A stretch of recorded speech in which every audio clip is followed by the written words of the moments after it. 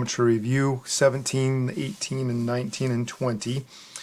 We're going to go ahead and do that. So I'm looking here at question number 17 and asking which statement is true based on the figure. It says only one of these is going to be true. I'm seeing I have a lot of parallel scenarios in here, and then I see a lot of parallel lines in here. So what I'm going to do before I even get started, I'm going to write in some stuff because we were already dealing with alternate interior, alternate exterior, corresponding angles, and consecutive interior angles, and then I'm going to throw in there vertical angles too. And don't forget that we're dealing with a lot of straight lines, so we're dealing with angles with straight lines. We're talking about supplementary and 180-degree angles.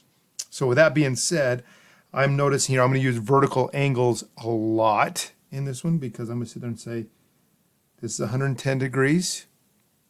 Okay. Hopefully this is focusing okay. It looks like it's kind of having a hard time there. Okay. 110 degrees. I'm going to sit there and say, okay, 60 degrees on that corner, 65 degrees here because of vertical angles, and I'm going to sit there and say 120 degrees on that one. Okay. So with that being said, I've done all my vertical angles. Now notice that each one of these over here are going to be 180 degrees. So if this one's 110, then this one's going to be 70 degrees. 70 degrees means that this one's going to be 70 degrees. Again, same thing here. 180 subtract 60 is going to give me 120 degrees. 120 degrees. This is going to give me, so this is almost as the same, 65 and 65. So this is going to give me what, 115 degrees, I would say. Yeah, 115. 115. This one would give me 60 degrees and 60 degrees. Okay. Now, based on the alternate interior and alternate exterior, whoops, just knocked you guys' paper here. We're going to go through each one of these scenarios and find out if it's true or not. So A to B. So we're going A to B. So what we want to do is we're going 110 to 120, which is not true because we're talking about not consecutive, but corresponding angles here. Same thing, 70 to 60. So A and B are not the right answer. Okay, so let's look at the next one, which is A and C. So A to C here. Okay, A to C. So we're talking about, again, we're going to go 110 to 115. So that one's not correct either. Okay.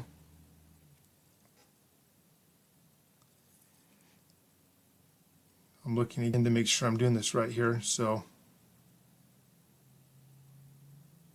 yeah. Okay, so that one won't work either. So then we're going which way now? Now we're going from A to C. A to C, 110 to 115. Oh, I'm sorry, B to C was what this one was, 120 to 115, which doesn't work either. Okay. So with that being said, then we go down to A, D, and E. Here, D and E. So we're talking about D to E here. So again, we're talking, okay, here we go, we're 120 up here, 120 down here, alternate interior, or alternate exterior. Let's go alternate interior, 120 to 120. So guess what our answer is? The answer is D. All right, question number 18. Same kind of scenario again, we're dealing with parallel scenarios. I'm seeing right off the bat, because I know this line is parallel to this line, and I can sit there and say that this angle is going to be congruent to this angle because of alternate interior angles. So I can solve for x by setting these two equal to each other. So I'm going to go 5x minus 20 equals 3x plus 38 degrees. Subtract 3x from both sides, gives me 2x minus 20 equals 38 degrees. I'm going to add 20, gives me 2x equals 58 degrees. Then I divide both sides by 2, x equals 19. Is that right? No, not 19, sorry, 29. So we know our first answer for this one is going to be I. Now, because we know, again, parallel lines are all crazy here, I'm going to sit there and say, okay, I'm going to take this line and this line, And I'm going to say that these two angles are going to be congruent because of, again, alternate exterior angles. So in order to be able to figure that out, I need to figure out what this value of what x was here, but we want to figure out what the degree of that is. So I need to go in here and go, okay, 3 times 29. I'm assuming that's a plus 38. I'm assuming, yeah, plus 38. So 3 times 29, get on my calculator. 3 times 29 equals 87 plus 38 plus 38 equals 125 degrees. So this angle right here is 125 degrees. And we know that these two are now equal to each other. So I'm going to move my paper over here a little bit. We're going to go 9y plus 26 equals 125 degrees. Okay? So let's go ahead and let's subtract 26 from both sides, which is going to give me 9y equals 99. Divide both sides by 9, gives me y equals 11. And then my answer is here. Okay? All right. Questions on that one? Okay, let's go down to question number 19. Now, on your thing on Teams, this is a multiple choice one. I thought we're going to work it out on this one this way. Here is what we did. And I know we did this one right before we went back onto COVID and long distance learning, is that we're going to take this line right here. And we want to find the distance between this and this point. In order to be able to do that, we have to identify which is y equals mx plus b, which is slope-intercept form. Okay, we want to talk and specifically concentrate on the slope. The slope in this case being 2, so we're going to say m equals 2. Now with that, we want to change it to our perpendicular slope. So remember we did this with a small little perpendicular sign here, and we're going to do that. Remember the perpendicular is the opposite reciprocal of it, so we're going to take this and put it over 1. Change this to 1/2. Since it's a positive 2, we're going to change it to a negative 2. Okay. Now we know our slope is negative 2 now that we're going to work with, and we're going to deal with a point here with this one here. Okay. So let's go ahead. I'm going to go into the graph. So give me a second here. We're going to turn to a graph one where we're going to go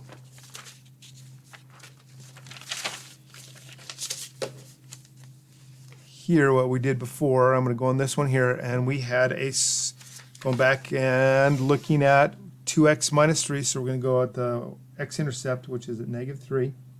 So we'll go 2x minus 3, right, which was our equation. So we're going to go at negative 3, so let's go 1, 2, 3. And then we did up 2 over 1, up 2 over 1, up 2 over 1. So we're getting a general line here for our first line that we originally had. Okay. I'm going to draw this in here. Okay. Now we have a point which was what? 3, negative 7. So we're going to go in there. We're going to plot that point. So we're going to go 1, 2, 3, down 7. 1, 2, 3, 4, 5, 6, 7. And that's our point here that we're going to go from. Now remember, our perpendicular slope ended up being what? Negative 1/2. So that, remember, our rise over run. So that means from this point we're going to go down 1 and then over 2 to the right. Down 1, over 2 to the right.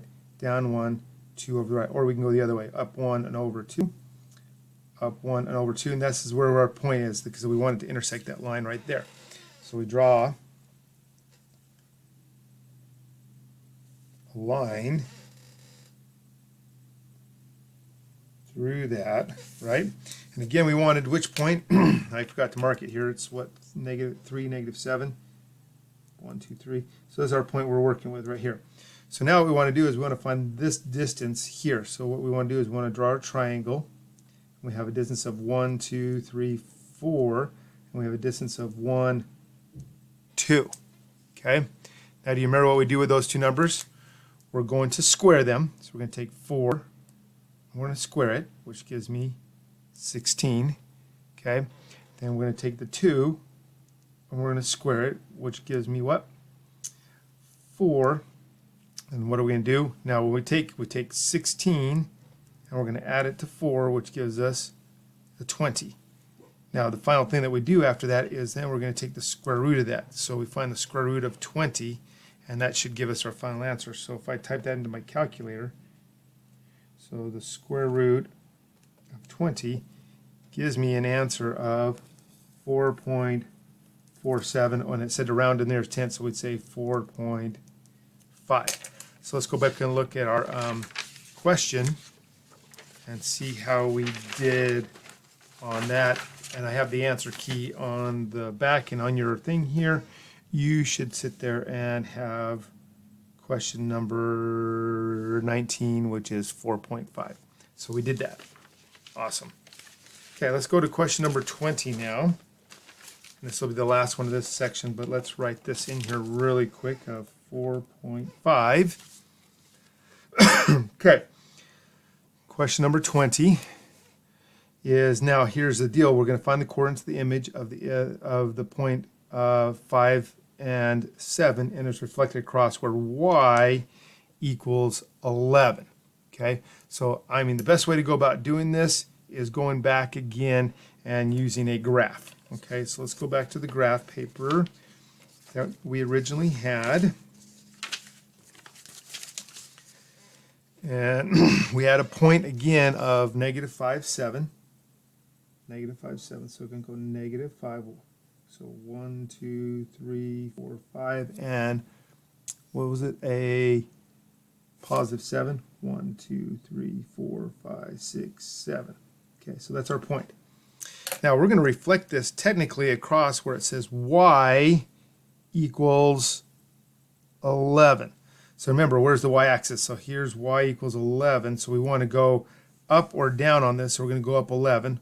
1, 2, 3, 4, 5, 6, 7, 8, 9, 10. And 11 is going to be technically 1 unit higher than what our graph is. So I'm going to draw a line through where y equals 11. So we're going to say y equals 11. Now what we want to do is we want to see how many units this is below, and then we're going to go that many units above it. Okay, so we'll sit there and go, okay, 1, 2, 3, 4. So we went up 4 units to get to 11, and that means we're going to add, because this is at 11, because our graph doesn't go any higher, we're just going to add how many more to that? We're going to add 4 more to that, so which would give us a what? A 15, right? So that means our answer is going to be 1, 2, 3, 4, 5, so negative 5, and then we add 4 more to 11, which gives us 15. So our answer is going to be negative 5, negative 15. So let's go back and look at our question and see if there's a negative 5, 15. And it shows our answer in this case would be B. All right, we're good for this one. We'll see you in a few. We'll go into part 3, so questions 21 through 30 for the next part. All right, see you guys in a few.